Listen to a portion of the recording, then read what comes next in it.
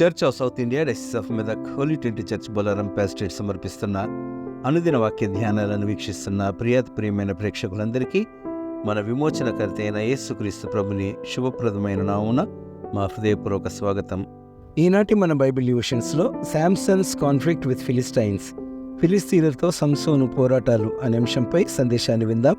మీకు తెలిసినట్లుగా ఈ సందేశాలను మన సంఘ సభ్యులు శ్రీమతి బి జాయిస్ రవికిరణ్ గారు మనకు అందిస్తున్నారు. సందేశానికి ముందుగా ఈ భక్తి గీతాన్ని విందాం.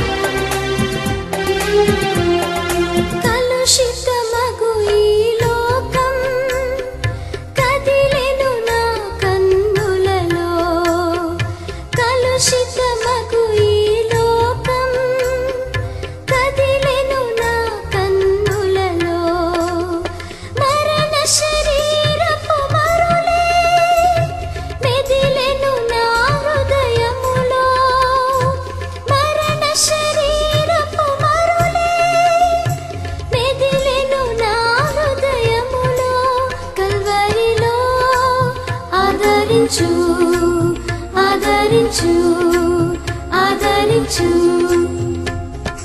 నా ప్రియ యేసు రాజా, ఆదుకొనన్నిప్పుడు శోధనలో వేదనలో నిన్ను వీడి పోనీయకు.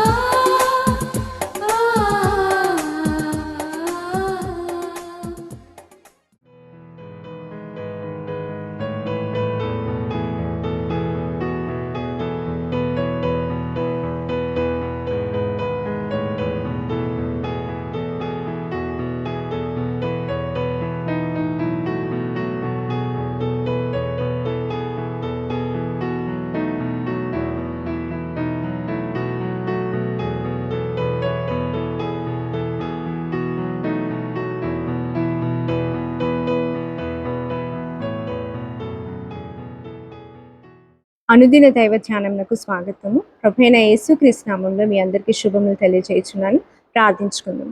కృపా సత్య సంపూర్ణుడా, గొప్ప రాజా, మహోన్నతుడా, మీ యొక్క ఘనమైన నామానికి స్తుతులు ప్రభా. ఈ ఉదయకాలంలో మరి మీ వాక్యాన్ని ధ్యానించుటకు మీరు చూపిన కృపను బట్టి వందనాలు ప్రభా.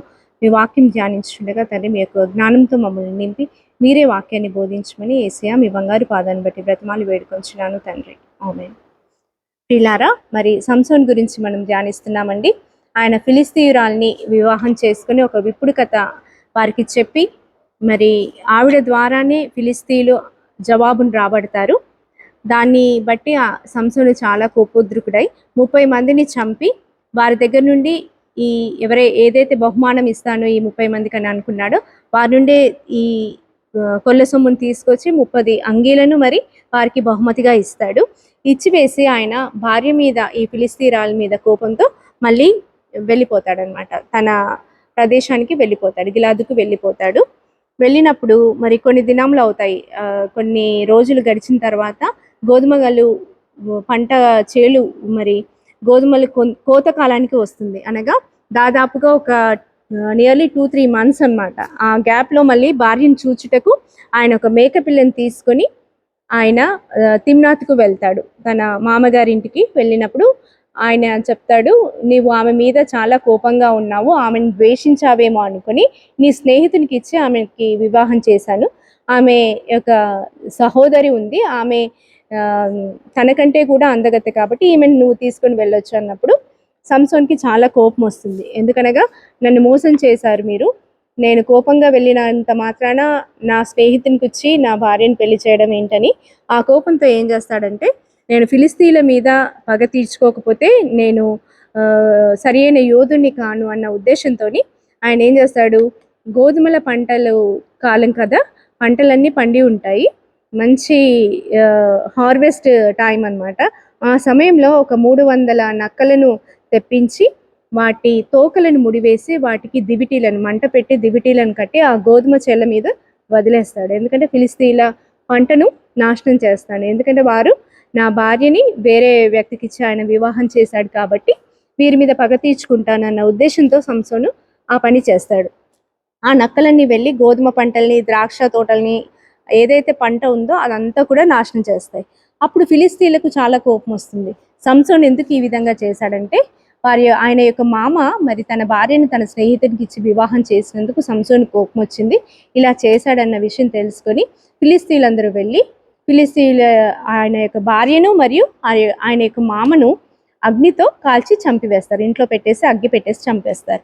అప్పుడు మళ్ళీ తిరిగి సంసోను కోపం వస్తుంది, నా భార్యను నా మామను చంపేశారు కాబట్టి నేను మిమ్మల్ని మళ్ళీ మీ మీద నేను పగ తీసుకుంటానని చెప్పేసి ఆయన ఏం చేస్తాడంటే, ఒక గాడిద ఎముక తీసుకొని 1000 మందిని చంపేస్తాడు.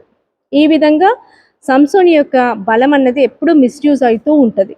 ఎప్పుడు చూసినా కూడా ఆయన లోకరీతిగా, అనగా భార్య కోసం పోరాడము, లేదంటే విప్పుడు కథ కోసము పోరాడము, ఇలాంటి పనులే చేస్తుంటాడు. కానీ ఫిలిస్తీన్లను సంహరించుటకు ఆయన ఏర్పాటు చేయబడ్డాడన్న విషయాన్ని మర్చిపోయి ఈ లోకరీతిగా జీవిస్తూ ఉంటాడు. ఆ సమయంలోనే దేవుడు మరి ఆయనకి ఒక గుణపాఠం చెప్పాలని అనుకుంటాడు. అనుకొని ఆయన ఏం చేస్తాడు అనగా ఒక సిచ్యువేషన్ని క్రియేట్ చేస్తాడు. ఏంటంటే ఫిలిస్తీన్లను మరియు ఇంకా వేరే దేశస్తులందరినీ కూడా సంసోనును బంధించి ఆయనని సంహరించుటకు వారిని రేపుతాడు.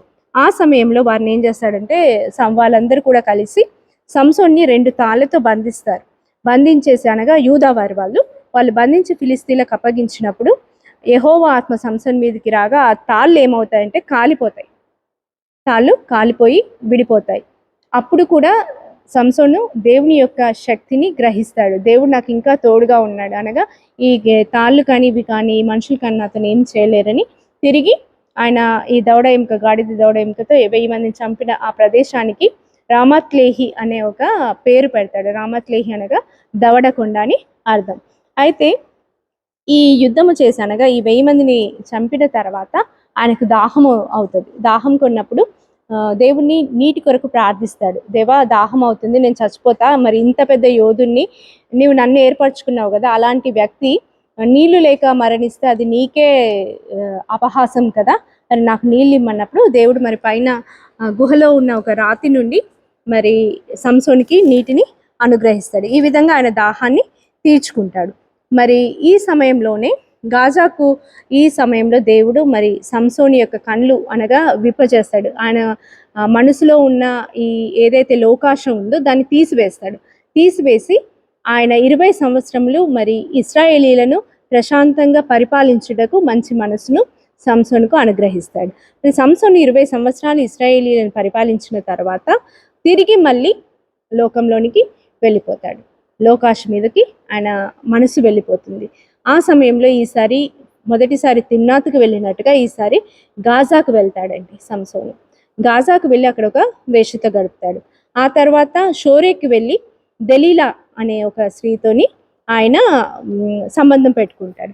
ఈ విధంగా దెలీలాతో సహవాసం చేయడము ఫిలిస్తీన్లకు తెలుస్తుంది. ఫిలిస్తీ పెద్దలకు తెలిసి ఈ సంసోను మరి మనలో ఉన్న 1000 మందిని ఒకసారి సంహరించాడు, 30 మందిని ఒకసారి సంహరించాడు, మన పంట చేలనన్నిటినీ నక్కలతో నాశనం చేయించాడు. మరి ఈ 20 ఏళ్ల తర్వాత తిరిగి మన వైపు వస్తున్నాడు, ఒక స్త్రీ కోసం మన దేశానికి వస్తున్నాడు కాబట్టి ఈయనను ఏ విధంగానైనా సంహరించవచ్చని వాళ్ళు ఒక పన్నాగాన్ని పన్నుతారు.